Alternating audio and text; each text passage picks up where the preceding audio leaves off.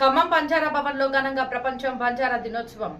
ఎల్జేఏసీ రాష్ట్ర సమన్వయకర్త బుక్యా శోభన్ నాయక్ బంజారా సమాజం యొక్క గొప్ప సంస్కృతి, చరిత్ర, సాంప్రదాయాలు మరియు సమాజానికి వారు చేసిన సేవలను గౌరవించడానికి మరియు బంజారా ప్రజల ప్రత్యేకమైన భాష, రంగురంగుల సాంప్రదాయ దుస్తులు, జానపద కళలు, సాంస్కృతిక వారసత్వాన్ని ప్రపంచానికి పరిచయం చేసే ఒక గొప్ప వేదిక అని అన్నారు. అంతేకాక బంజారా సమాజానికి తమ గుర్తింపు, భాష మరియు వారసత్వాన్ని భవిష్యత్తు తరాలకు అందించడానికి ప్రేరణని ఇస్తుందని, ప్రపంచవ్యాప్తంగా ఉన్న బంజారా ప్రజల మధ్య ఐక్యతను బలోపేతం చేస్తుందని మరియు 16 కోట్ల గోర్ బంజారా ప్రజలు మాట్లాడే గోర్ బోళీ లిపిని 8వ షెడ్యూల్లో చేర్చవలసిన సమయం ఆసన్నమైందని తెలియజేస్తూ ప్రపంచ బంజారా దినోత్సవ శుభాకాంక్షలు తెలియజేశారు.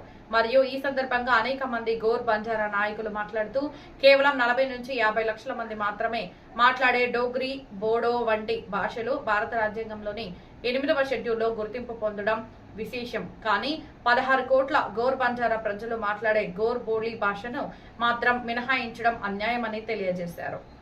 ఈ కార్యక్రమంలో Tejavathi Venkatram, Bukya Mangya Naik, B Rambabu Naik, HB Naik, Dharavath Ramulu Naik, Bukya Lachchu Naik, B Kishan Naik, doctor N Mangilal Jadhav, B Hanumanthu, B Kesha Naik, Angoth Laxman Naik, Jai Veeranna, D Parma Naik, R Kamalakar, Mood Bal Singh, D Sai Naik, B Ravi, B Naresh, B Harsha Kumar తదితరులు పాల్గొన్నారు.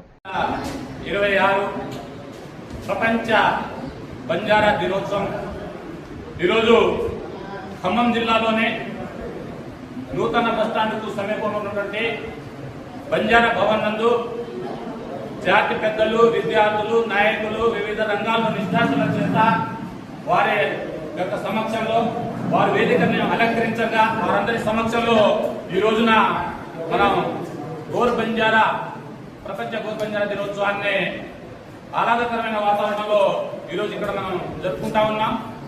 మరి ఈ ప్రపంచ గోర్ బంజారా దినోత్సవం ఎందుకు జరుపుకోవాల్సి వచ్చింది, జరుపుకోవాల్సిన అవసరం ఇప్పుడు ఉందా, ఆవశ్యకత ఉందా లేదా అని ఒకసారి మనం చూసినట్లయితే 100% దీన్ని ఇంకా రెట్టించాలతో ఇంకా రాబోయే సంవత్సరంలో ఇంకా గట్టిగా చేసుకోవాల్సినటువంటి అవసరం ఉందని చెప్పేసి ఈ వేదిక నుండి భావిస్తా ఉన్నాం. మరి ఈ రోజున గోర్ బంజారా జాతి అనేది మారుమూల ప్రాంతం నుండి, తండాల నుండి ప్రపంచ స్థాయి వరకు ప్రపంచంలోనే దాదాపుగా 18 దేశాల్లో ఈ రోజున గోర్ బంజారాలు ఆఫ్ఘనిస్తాన్, పాకిస్తాన్, అదేవిధంగా ఆస్ట్రేలియా, న్యూజిలాండ్ లాంటి దేశాల్లో కూడా మన గోర్ బంజారా సంతతికి సంబంధించిన వాళ్ళు, జాతికి సంబంధించిన వాళ్ళు ఉన్నారనే రీసెర్చ్ల ద్వారా, అదేవిధంగా మన వాళ్ళు వెళ్ళి వచ్చిన వాళ్ళు చెప్పడం ద్వారా మనకు తెలుస్తున్నటువంటి విషయం ఉంది. మరి ఇలాంటి సందర్భంలో మన భారతదేశంలో రాజ్యాంగం వచ్చిన తర్వాత కేవలం 14 భాషలే రాజ్యాంగం ద్వారా గుర్తింపబడి ఉన్నాయి. ఆ 14 భాషల్లో కూడా 30 లక్షలు 40 లక్షలు జనాభా ఉన్న మాట్లాడే భాషలు కూడా చిన్న ప్రపంచంలో భారతదేశంలో 30-40 లక్షల మంది ఉండి సపరేట్ భాష మాట్లాడుతున్న వాళ్ళకు కూడా భారత రాజ్యాంగంలో గుర్తింపు వచ్చింది. వాళ్ళకి రైతులు వస్తున్నాయి, వాళ్ళకి రాజ్యాంగం ద్వారా పార్లమెంట్ లో చాలా రకాలైనటువంటి సౌకర్యాలు లభిస్తూ ఉన్నటువంటి సందర్భం ఉంది. మరి వాటితో బేరీ చేసుకున్నప్పుడు వాళ్ళకి ఇచ్చినందుకు మనకేం అభ్యంతరం లేదు. వారితో బేరీ చేసుకున్నప్పుడు భారతదేశ వ్యాప్తంగా గోర్ బంజారా భాష మాట్లాడి ప్రత్యేక వేషాధారణ కలిగి ప్రత్యేక హ్యాబిటేషన్స్ లో నివసిస్తూ వారి యొక్క జీవన విధానం వేరేగా ఉన్నటువంటి గోర్ బంజారా జాతి అనేది దాదాపుగా 16 నుండి 18 కోట్ల మంది ఈ రోజున ఉన్నారు.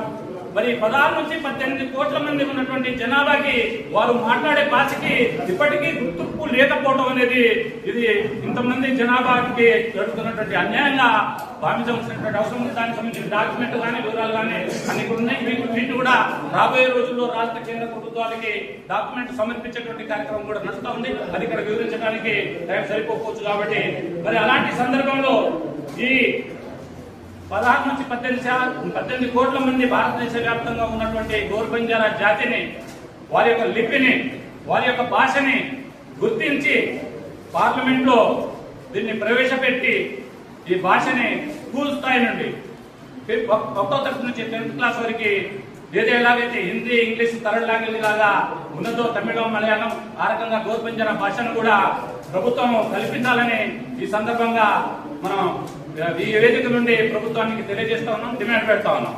అదే సందర్భంగా ఈ రోజున డాక్టర్ రాజేంద్ర నాయక్ అనేటువంటి సైంటిస్టు గోర్గోరికి సంబంధించినటువంటి డిక్షనరీని, ఆ భాషకు సంబంధించినటువంటి పుస్తకాన్ని, అదేవిధంగా ఫస్ట్ నుంచి 5th క్లాస్ వరకు సిలబస్ కూడా తయారు చేసి ఉన్నారు. దాన్ని కూడా మన జాతి అంతా దానికి సంబంధించినటువంటి ప్రాతినిధ్యం చేసి దాన్ని కూడా అమలులోకి తీసుకురావడానికి మనం ప్రయత్నం చేయాల్సినటువంటి అవసరం ఉంది. మరి ఈ రెండింటితో పాటుగా మన జాతి ఎక్కడెక్కడ ఏ ప్రాంతాల్లో బలంగా ఎక్కువ జనాభా ఉన్నారో ఆ జనాభాలో కూడా మన జాతి పట్ల, మన వేషాధార పట్ల, మన భాష పట్ల, మనకు ఉన్నటువంటి సౌకర్యాలు, అవకాశాలను అన్నింటినీ కూడా కేంద్ర రాష్ట్ర ప్రభుత్వాలకు తెలియజేస్తున్నాయి. మన ప్రజలకు కూడా మనం తెలియజేసుకొని ఐకమత్యంగా ముందుకెళ్లి మన జాతికి రావాల్సినటువంటి రాయితీల్ని, ఆర్థిక, సామాజిక, రాజకీయ పరంగా రావాల్సినటువంటి అన్ని రాయితీల్ని, అన్ని అవకాశాలని, అన్ని నిష్పత్తుల వారిగా మనం తీసుకోవడానికి ముందుకెళ్లాలని చెప్పేసి ఈ సందర్భంగా తెలియజేయడమే ఈ ప్రపంచ బంజారా దినోత్సవం యొక్క ముఖ్య కర్తవ్యంగా ఉంది. మరి మనకు సంబంధించి చాలా విషయాలు ఉన్నాయి. సంస్కృతి ఉంది, సంప్రదాయం ఉంది, భాష ఉంది, పండుగలు ఉన్నాయి.